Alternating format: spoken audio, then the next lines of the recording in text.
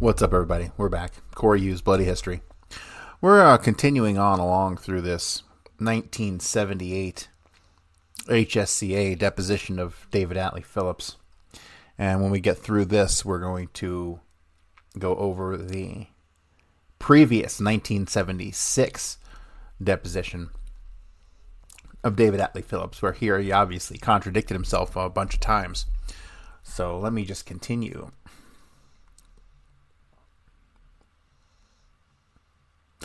Mr. Goldsmith says, were any of these assets involved in propaganda activities pertaining to the assassination? Not that I recall. Do you know a man named Salvatore Diaz Verson? Salvatore Diaz Verson? I believe he was a Cuban journalist. I don't recall. I might have, but I don't recall him. Did you ever have any operational involvement with him for the CIA? I knew so many Cuban newspapermen. I was associated with a newspaper there in a sense that I wrote a column for it. I knew a lot of them. I was in the public relations business, or I tried to when I first got there. That I might very well have, but I don't recall any specifics of it. So you might have had operational activity or involvement with him, but you don't recall the specifics. I might have, yes. Turning to your, I'm sorry, what was the matronymic, the third name? Oh, matronymic, okay, I see. The third name in a Spanish person's name. Verson, Verson. The name seems familiar to me, but I don't recall the operational activity. He was an individual who was the source of a story that Oswald was seen with Sylvia Duran and a Cuban government official in a cafe sometime in October of 1963. Phillips nods. Goldsmith then says, you're shaking your head, so if I take it doesn't ring a bell. No, it doesn't. It does not ring a bell. Turning to your work, Salvatore Diaz Verson, right? Right. The name is familiar. It seems to me that I'm now recalling that name in an extremely right-wing Cuban editor or something like that. Goldsmith then says, if you determine who that individual is after you leave the hearing room today, would you contact the committee and give us that information? Phillips says, of course I will. Thank you. I do now. The bell is ringing that the name is of an extremely right-wing conservative Cuban journalist of some kind. Do you recall now whether or not you had any operational involvement with him? No, I don't recall that I was connected with him. I may have been. Goldsmith says, turning now to your work with CIA in regards to Bay of Pigs operation, did you also work on the covert action area in this particular regard? Yes, in a limited sense. I did not work on the political side, talking with the political groups. That was a job shared by two other people. At one time, Howard Hunt did it. My work was propaganda primarily, the construction of a large radio station in the Caribbean, financing of exile newspapers, so it was more propaganda work. Groups of doctors who would make statements and that sort of thing. It concentrated on the propaganda. In this particular case, did you have direct contact with your agents and assets? Yes, I did. On a frequent basis? Not frequently, because I was stationed in Washington and they were generally operating out of Miami. And someone from our Miami office would see them on a regular basis. But I flew to Miami frequently and would meet with them and would see them. During your experience with the CIA, did you ever train any assets or agents in psychological warfare? Certainly not in a formal sense. I would in talking with them about radio broadcasts and things like that. I tried to give them lessons of my experience. Don't be too obvious with this point. If you think that you are going to defend Batista and be welcome back in Cuba, you're crazy, that sort of thing. Did you ever have any type of training sessions at the Berlitz Language School in Cuba? Training sessions at the Berlitz Language School, no. As a public relations client, when things weren't going very well with my public relations firm and I was taking French lessons, I had French lessons from a Berlitz teacher, and I didn't pay for them, the French lessons, and they didn't pay me for some propaganda advice. There was an American who was running that office, but no, I don't recall using their school. I had an office that the French teacher came to my office. Did you ever work in Havana with a person whose name was Melton? That may have been the name of the man at the Berlitz school, but I can't recall for sure. What happened to your agents and assets whom you worked with in the Bay of Pigs operation after the operation failed? Some continued in the Miami exile community. They went into radio stations and started their own programs. Some went into business, a number of different things. Were any of them involved in propaganda activities pertaining to the assassination of the president? If they were, I don't recall it. I'm not aware of it. Do you know a man named Emilio Nunez Portuondo? Portuondo. Yes. Who was he? Emilio, was he not at one time not the president of Cuba, but the chief of the Supreme Court, or something very, very important? Perhaps had something to do with ambassador to the UN or something like that. I recall that. Did you ever work with him in any operational sense? I think I met him in Cuba, but I can't recall that I worked with him in an operational sense. Mr. Pryor then says, we have a vote on. I'm sorry, but we'll have to recess for 10 minutes, and then the committee resumes.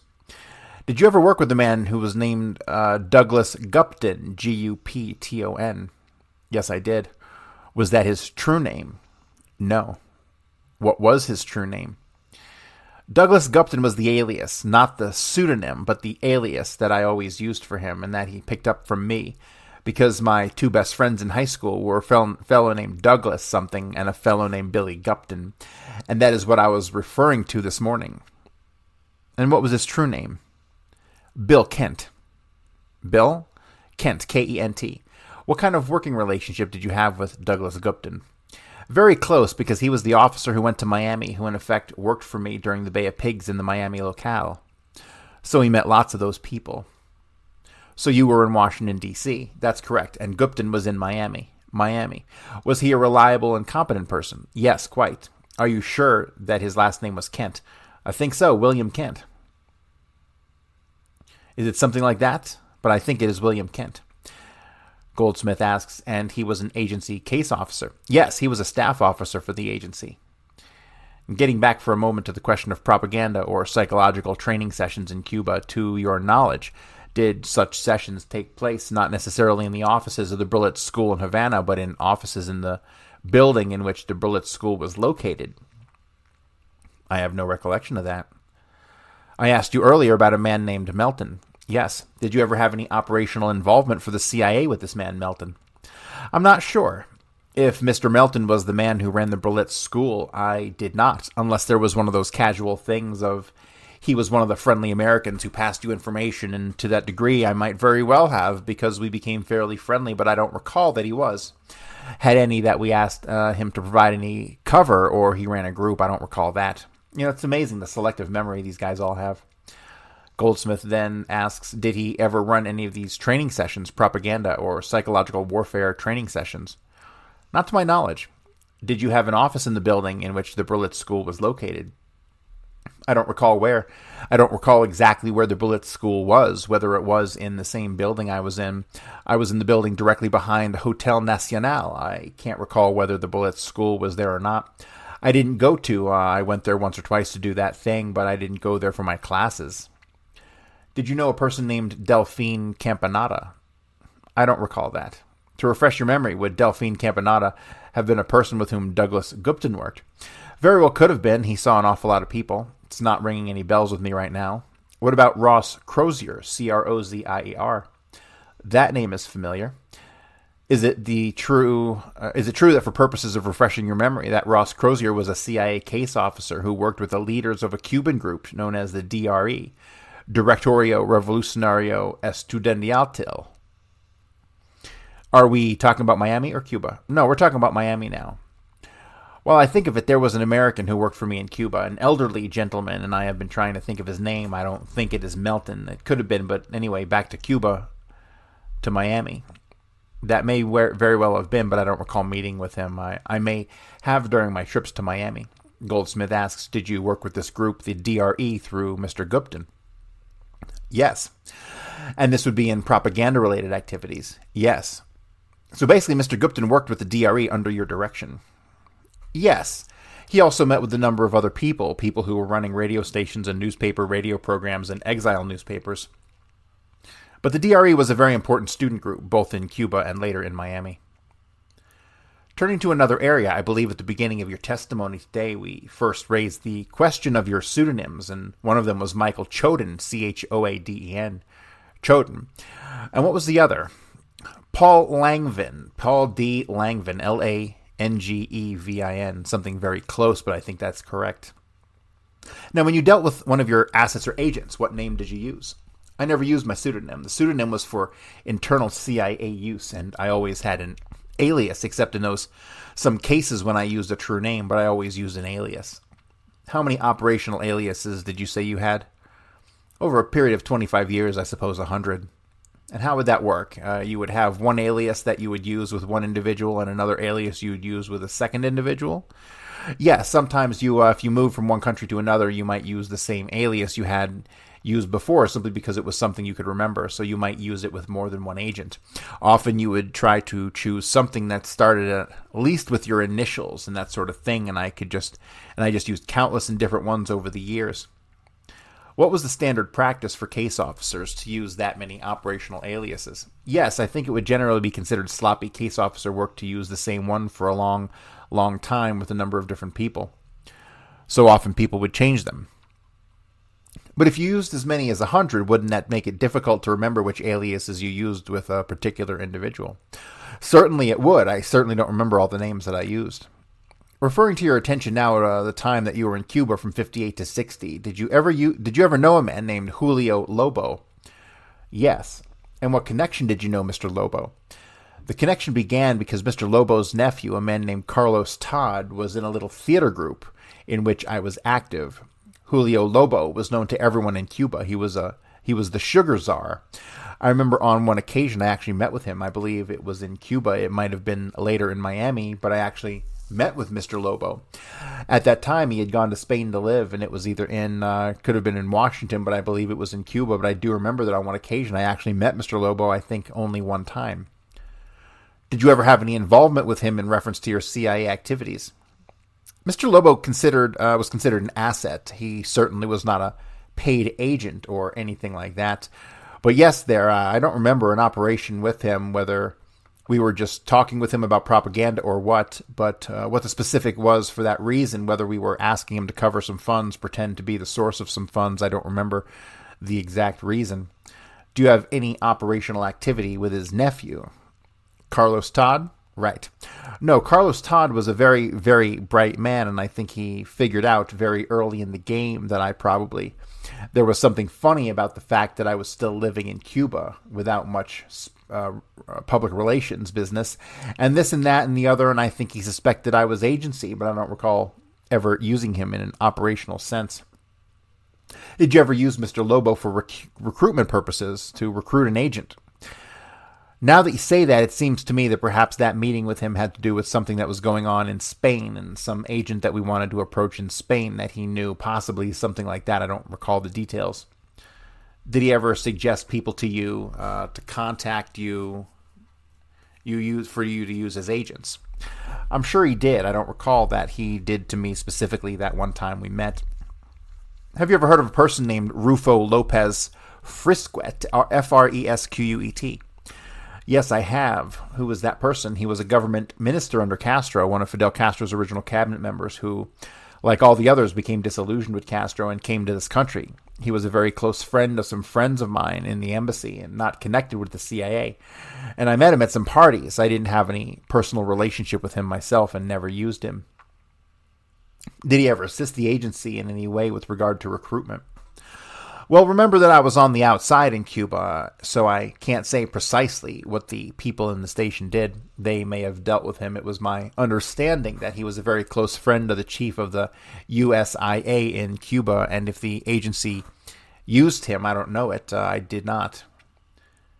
What about a person named Marietta Arensberg? Yes. Would you tell the committee who this person is? My children were going to a school, and Marietta Arensberg, Arensburg, an American woman, was the number 2 or 3 person running that school, the vice principal or something like that. I got to know her because of the school. I later found out, I didn't know it then, that she was politically active in trying to help some of the school who were trying to leave Cuba and that sort of thing, and I remember that she was a particular friend of Rufo Lopez Fresquet. Then Mrs. Arensberg came to the United States, and I did have operational contact with her there. And when specifically was this? This was during the preparations for the Bay of Pigs, and we were looking for someone who spoke perfect Spanish and knew Cuba to head a committee to cover some broadcasting activities, and she was hired for that purpose. Was that the only time that you used her? Well, I didn't use her at all in Cuba. It was within that association. She stayed there for some time in that job. Yes, that is the only time I recall using her. Did you ever use her for recruitment purposes? No, I don't recall ever doing that. Did she ever suggest people to you? Undoubtedly. We became very close friends, and we've seen each other frequently since those years, so undoubtedly she might have done some. What about a man named Jack Cogswell? Yes, an American businessman in Havana. Did you ever use him as a go-between for you and your agents or assets? I don't recall that I did. He might very well have been used by the station. Can you do something to refresh my memory? That name's very familiar to me, an American businessman in Cuba. I'm afraid I can't help you out on that. Okay. Do you recall whether he may have helped you in your recruitment efforts? He may have, because the name is very, very familiar to me. I can't recall the instance if it's true. You will contact the committee if you... I certainly shall. The name Samuel Kell, is that familiar? Kell. Vaguely. Could that person have been military attaché at the Havana embassy? Yes. Did you ever work with Mr. Kell? I did not. What about Ewing Smith? I don't recall that name. A political advisor at the embassy. Ewing Smith? I think that Ewing Smith must not have called himself Ewing, but something else. I thought I remembered a man named David Smith who was a political advisor, but Ewing Smith I don't recall. But there was a man in the embassy named Smith. Have you ever heard of an organization called the Kalula Phantasma? I don't recall that. Do you recall ever attempting to penetrate that organization with an asset or agent? No, I don't. Mr. Phillips, you testified earlier that you were initially recruited by the agency in Chile. Yes. When did you leave Chile? On the 14th of March, 1954. And after leaving Chile, were you ever involved in any CIA operations there again? In Chile? Right. And then you have a whole 4 lines that are completely redacted. So we're assuming yes, he did. And then Mr. Goldsmith asks, did you ever work with a man named Luis Posada? Yes. And who is Mr. Posada? I believe he was a Cuban in Mexico City who ran this complex I was telling you about, the Cuban Refugee Center. I'm not positive, but I know I worked with that name as, yes, I did work with him, and I think I recall that he was the man in Mexico City. I'm not absolutely sure about that. What about a man named Lucilio Pena? I don't recall that one. Is it possible you may have worked with Mr. Posada in reference to any Chile operations? Yes, it's quite possible. Did you ever work on any Castro assassination plots? I did not. In any manner whatsoever. No manner whatsoever. I didn't know about them until much later. So hang on a second. So I need you to think about this for a second. So starting in 1962 onward for 4 or 5 years, the peak years that we're supposed to be trying to take out Castro, right? The head of fucking Castro operations or Cuban operations, which was in Mexico City at that fucking time, he didn't know anything about that. Really? They're not going to bring him in on those plots? Nonsense. There were no plots against Castro. 0. None. Prove me wrong. Somebody.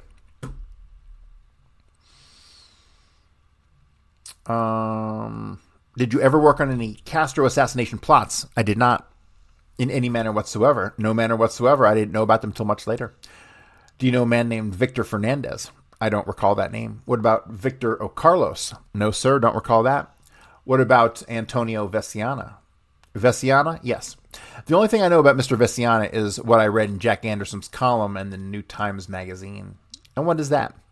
I believe that Antonio Veciana was a man that I have met twice in my life. The first time under unusual circumstances, and the second time this morning when I presume that was Antonio Veciana who came out of the hearings this morning while I was waiting in the hall. And when was the first time that you met Mr. Veciana?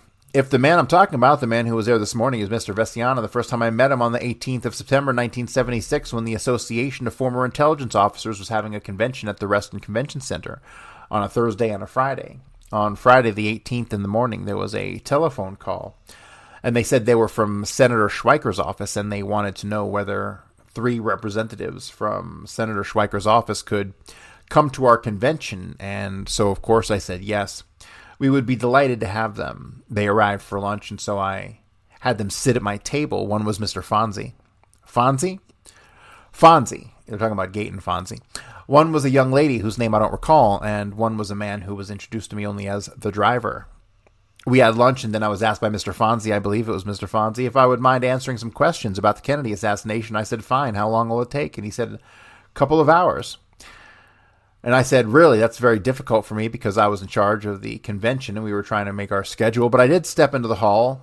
And at the time, the man I believed to be Antonio Veciana put questions to me in Spanish. And we chatted for a while in Spanish. And they left and I called Senator Schweiker's office. And I said, I've just been asked questions about the assassination in Spanish. It is this man, a member of your staff, because after we went into the hall, he was introduced no longer as the driver, but as a member of Senator Schweiker's staff. So I called Senator Schweiker's office and said, is this the man with whom I'm speaking with in Spanish, a member of your staff? And they said, yes, he is. I am putting together some things here. A story came out in the New York Times Magazine, which would indicate that Mr. Veciana was taken to that meeting, as it is said in that magazine, to find out whether or not I was a man called Morris Bishop. The man who I think is Veciana I saw again this morning. Did Mr. Veciana identify himself at that time? No, he did not. Did anyone identify him as Veciana? No one identified him, gave him any name at all. Maybe I missed your answer, but how did you determine he was Veciana? Because after I saw the magazine in June of last year, a year later, circumstances related in the magazine's story were obviously describing the incident where this gentleman came out to see me. Then I read an exact, the name was not used there. He was only identified as a Cuban exile known as Carlos. Then I read in Jack Anderson's column almost precisely the same story. The man said, the story said he gave about being given a large sum of money by the CIA for termination pay, and this and that and the other was the identical story. And in Jack Anderson's column, it identified him as Antonio Veciana. Have you ever used the name Firgault, Firgault? Philip says, as I have already said, I've used so many names I don't remember, but I feel positive that I didn't use that name. I just can't see myself dreaming that one up. Have you ever used a Belgian passport? Never. Did Julio Lobo ever suggest to you that Veciana would be a good asset? Not that I recall. It could have been, but I certainly don't recall it. I think these are important questions now. We should try to be as precise as we can so that we don't have the same situation with you coming back again. Right. I'll ask the question again. Did Julio Lobo ever suggest to you that Veciana would be a good asset? I have no recollection. What about Rufo Lopez? Did he ever suggest to you Veciana would be a good asset? He did not. He never, I don't think I ever had a conversation with him except meeting him at a party. No, he did not. What about Marietta Arensberg? No, I don't recall that she did. Have you ever used the name John Bishop? Not to my knowledge. I don't think so, no. Jim Bishop? No. Maurice Bishop? Definitely not. Are you certain you've never used the name Maurice Bishop? I have thought about that a lot since I've seen it in the public print, and I'm sure I've never used the name Morris or Maurice Bishop. I would like to show you a picture at this time or a sketch, and Mr. Chairman, there's a copy of that sketch in the briefing book in the section pertaining to the previous witness, and I would like to ask you if you can identify that person. No, I cannot. It looks like me. It looks like more like my brother, but it looks like me. Has your brother ever worked for the CIA? No, he's not. He's an attorney, and he has stayed at his law firm in Fort Worth, Texas. Do you know of anyone in the CIA who has used the name Maurice or Morris Bishop? No, I do not. Mr. Chairman, I've concluded with this section of my questioning. Do you have some further questions? Mr. Goldsmith says, some, yes, but I could use a few moments if you're going to be asking some questions. All right. And then it goes to Mr. Dodd, and Mr. Dodd says, well, I was going to take it back if I could, Mr. Phillips, to your response to the questions regarding the cable traffic. I wonder if you might just briefly explain again for us how it was, according to your assessment, based on the cable traffic that you had before you, the copies of the cable traffic anyway, and your own recollection, how it was the word Henry, Lee Henry Oswald, happened to appear on the cable traffic, and then, of course, the indication of the word Henry of sick, indicating that someone knew at that particular time that was not correct middle name of the individual. Well, sir, obviously in my earlier testimony, my recollection was that the message that went from Mexico to the U.S. said we have a fellow down here named Lee Henry Oswald. After that testimony and having seen the messages, I realize now, I'm convinced now that my recollection of the Henry came not from Mexico, but from that message from the United States. What the origin of it was, why someone thought it was Henry, and why someone put the sick on it, I do not know, sir. I do not know why it appeared in that cable Lee Henry Oswald. Mr. Dodd says, would the indication of that of the sick have been a notation that would have been made up in Mexico or in Washington? As I recall it, it was on a copy of the cable which arrived in Mexico. That would be the answer to your question. But it seems to me, as I recall the indicators, but I am not positive about that. Normally, you wouldn't be making an annotation like that before sending a cable. No. You would retype the cable. Yes, you're probably right. So the conclusion one would reach was that the annotation was made in Washington. Yes, I think you would, but I don't know, sir. I really don't know. Thank you, that's all.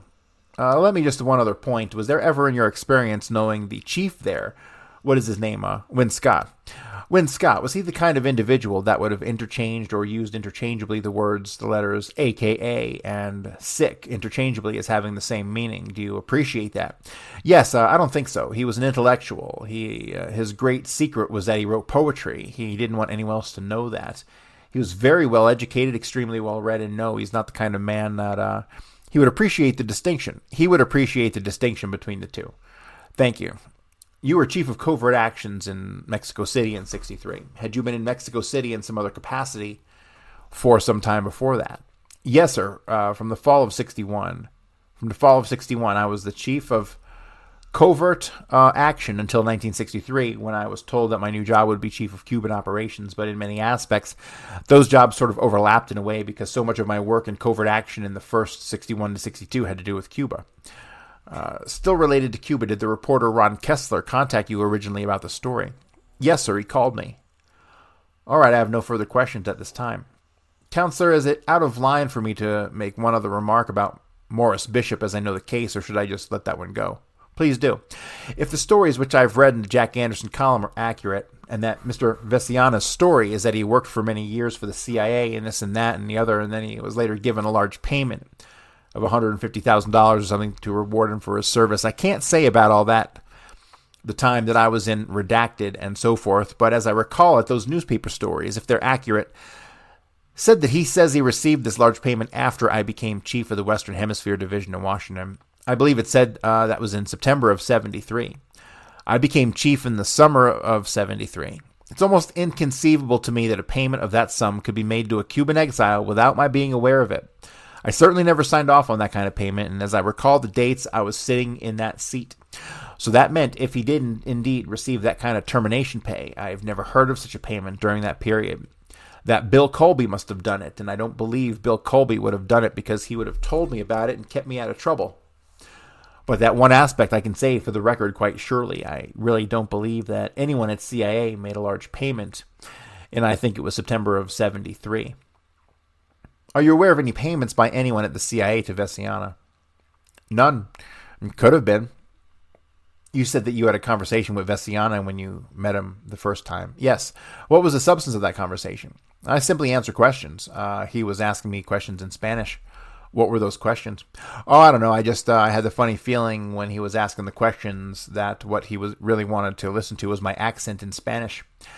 I thought the whole thing was strange because when he sat at the luncheon table, he didn't really eat very much. He spent all of his time looking around the room with some 275 former CIA people in it, as if he were looking for people. The questions had to do with what were you doing in Miami, in Havana when you were there, this and the other. I was quite frankly surprised when that I was being questioned in Spanish. Have you ever had any operational activity with a man named Gordon McClendon? Operational activity? No, unusual social activity, including the time when I was going to school at William and Mary, and I came to Washington to a now defunct girls' school in Silver Springs called National Park College. And when the prom was over, I accepted a ride back to school with a convivial fellow. Unfortunately, his school turned out to be Yale, and I went the wrong way. It was Gordon McClendon who took me. Since then, we've become close friends and associates, but I've never had any operational activity with him whatsoever. And where does he work now? Mr. McClendon manages his investments. He's an extremely, extremely wealthy man. Some of the congressmen may remember the man known on radio as the old Scotchman, who was the first man who recreated ball games with sound effects records, and he became very, very wealthy. And I now engaged with him in a television venture, but I've never had any CIA activity with him at all. Does Mr. McClendon do any work with your brother in Texas? No, I think not. Do they know each other? I'm sure they have met because Mr. McClendon ran at one time for the U.S. Senate. He's been very well known in that Dallas-Fort Worth area. I'm sure they've met each other. Whether they are friends or not, I don't know.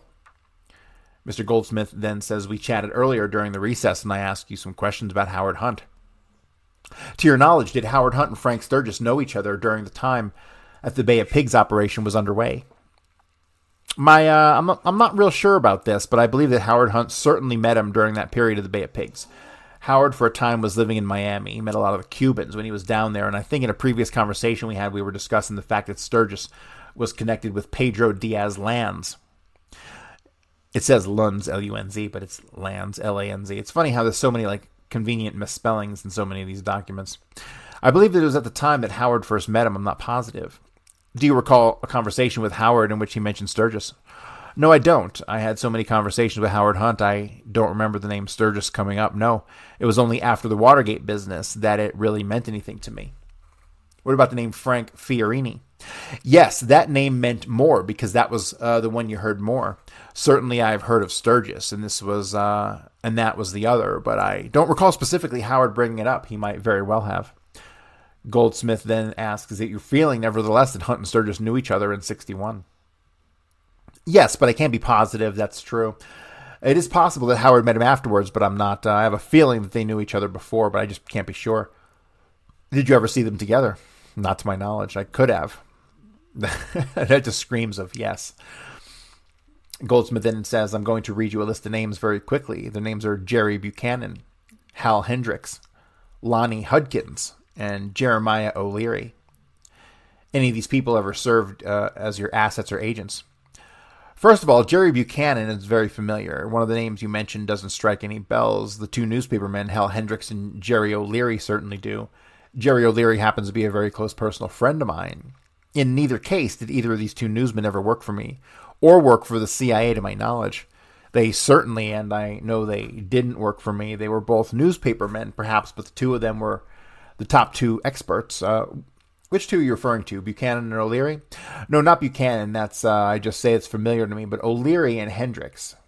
But when Hendricks, before he went to work first for Intercontinental Hotels and then ITT, was a top-notch Latin American correspondent, as Jerry O'Leary has continued to be. And so they did not fit in the category of assets or agents or anything else. They were certainly friendly newspaper people we exchanged information with. I hope you know why I'm laughing. And one result of that is Jerry O'Leary is a close personal friend of mine, but he did not work for the agency in any way. He just happened to take the information that I pushed to him and he put it out, and there's no real relationship there. Nah. As you know, Hal Hendricks later became involved in the Chile ITT business, and he was not an employee of the agency. See, this is how they get their plausible deniability, right? He's just a friend of mine, and he got some info, and probably got some money and connections and other things. But, he never was an agent. Have you ever given any of these individuals information pertaining to the assassination of the president? Oh, yes, certainly. I don't know about Hendricks. I don't know whether I have him, but I have known Jerry so very well. We have dinner together and our wives and this and the other, and he has been on the intelligence beat. He has followed up, and I have since told my side of things and told him what I knew and this and that and the other. Could you be more specific? Hang on a second. So remember, Jerry Buchanan is the brother of Jim Buchanan, James Buchanan, and Jerry Buchanan was the guy who worked for the Pompano Beach Sun-Sentinel, right? I write about this in my book. And he was the one who allegedly said that Oswald was down in Miami, involved in numerous incidents with the Cubans on behalf of Fair Play for Cuba Committee, but it was at a time when William Seymour was there and not when Oswald was there. Because when was he in Miami? Never went to Miami, right? Oswald never fucking went anywhere. Any place that Oswald ever went that wasn't where we think that we know that he should have been, it wasn't him. All right, so could you be more specific in terms of the information that you gave him? He's talking about Mr. Buchanan. He goes, only in the sense that I've known Jerry O'Leary for so many years that when we get together at dinner time and talk about what's going on in Washington, I don't recall specifically. I do recall specifically that I haven't talked to him about details of my testimony before this committee in 1976, for instance. Not that, but I certainly have talked to him about the assassination.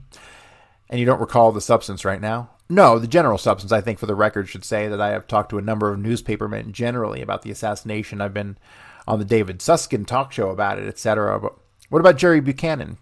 That name is familiar. I don't place it right now. You indicated that there were two people that you discussed the assassination with. O'Leary was one. Who was the other? I suppose that I would say that I would have to say that I discussed it with Hendricks, because when I used to see Hendricks on many occasions, we would talk about everything that had to do with Latin America, and I think it was inevitable that we must have talked about the Kennedy assassination. he knew I was in Mexico City and so forth. I certainly don't recall any specifics. Finally, did Howard Hunt or Frank Bender ever ask you to help finance the repair of an airplane, a B-25 owned by Sturgis? Well, if it was, I'll give you more background. The purpose of this would have been to have Pedro Diaz-Lanz fly leaflet missions over Cuba. Yes, I recall that Howard. I don't believe it was Bender, because Howard and Bender hardly ever got together. They weren't getting along very well in those days, but I do have the recollection of Howard coming to me and talking about the airplane, and I sort of had the idea that I gave them some money so that this man could drop some leaflets or something like that, but now that you refresh my memory, I think it was to repair the plane so that they could do it. Yes, I recall that, but I recall it being Howard Hunt, not Bender.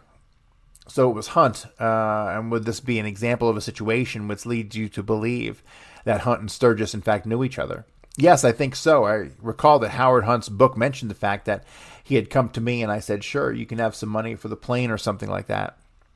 I have nothing further. Mr. Pryor then says, have you written a book or are you writing a book? Did I get that from the testimony? Sir, I've written a book which has now been published, and in 76, when I appeared before you, I submitted for the record at the time the pages of the book that had to do with the Kennedy assassination. Since then, I have written another book which is going to be published in October, but it is fiction and does not have to do with the assassination, with the Kennedy assassination. For the record, I will ask, have you ever seen or met Lee Harvey Oswald? Sir, I have not. Are there any other questions anyone has? I'd like to ask two very sweeping questions just to satisfy my own curiosity, says Mr. Fithian. You've been pretty close to this whole story of the assassination and were on the scene where part of it was played out. Is it your judgment that Lee Harvey Oswald was a lone assassin? Sir, it's obvious that I don't have the information that you do, especially about Dallas. But it's my belief that until I see some other evidence to the contrary, God knows I would like for it to come out that Fidel Castro was responsible or that the Soviets were responsible, because there are so many people, especially on college campuses, who are convinced the CIA did it. I found myself being accused publicly of perjury before the Congress by Mark Lane during debates on college campuses, so I would like for something like this to come out, but I know of no evidence to show that the Cubans or the Soviets put him up to it. And I just have to go along on the side that he was a kind of loony fellow who decided to shoot the president, and he did. I just have to come down on that. In case on the West Coast, two women tried separately to assassinate President Ford within a very short time of each other. We never hear the slightest suggestion that there was a conspiracy, and the reason I believe is that they miss. Lee Harvey Oswald didn't miss, and the American public doesn't want to believe that one man could murder Camelot. And so I come down on the side that is just opinion. Mr. Fithian then says, and you have no inkling that anyone else in the organized crime sector might have had any interest? No, sir, I do not. The chairman asked me a minute ago if I had known Lee Harvey Oswald. I have a number of children yet to go through college, and I'm in the lecturing business, and I could quadruple my income overnight if I could change the title to the CIA man who knew Oswald. I'd make $500,000 next year. But I don't know of any such connections. Mr. Fithian says, thank you, Mr. Phillips. And everyone says, thank you, Mr. Phillips. As was indicated earlier, when we complete the testimony, we do make available to the witness the opportunity to get a copy and blah, blah, blah. You don't want a copyright. You just want to blah, blah, blah. We've already gone over this like 4 times. And he goes, sir, I think I just made more statements than you want to hear. I'd like to say I would like to be delighted to come back to this committee at any time to be useful as I can. Everyone thanks each other and blah, blah, blah. And then, may I ask you one thing? Could you provide us with a picture of yourself about the year of 63? If you are like me, you probably only have those high school pictures available. And then Philip says, generally speaking, sir, spies don't keep a lot of pictures of themselves, but I have one of them in a Navy uniform in Mexico City about that time. That was in when I was in a play, and I was playing the part of a naval officer, and it's about 63, and I can provide to the committee that. And everyone thanks him, blah, blah, blah. This document referred to as marked as JFK Exhibit number 104. And that is that. So, obviously, he's full of shit in a lot of areas. I think ultimately what we conclude, and we will start on Monday on his 1976 testimony. But I think ultimately what we conclude is that he did not know Oswald, because Oswald never went to Mexico City. He did travel to the JM Wave Station, so JM Wave Station was in cahoots with everybody. They were in Dealey Plaza. That's the guys, who was that? That's Larry Florer, who is Ted Shackley, and Joe Anitas was there in Dealey Plaza, and we know Morales was in Dealey Plaza, right? And so the whole JM Wave station was there. They were intimately connected to this because there's no way Morales was in on this with Jack Valenti and that Ted Shackley was in Dealey Plaza and didn't know about it, right? There's definitely a connection there. So they were all in on the planning.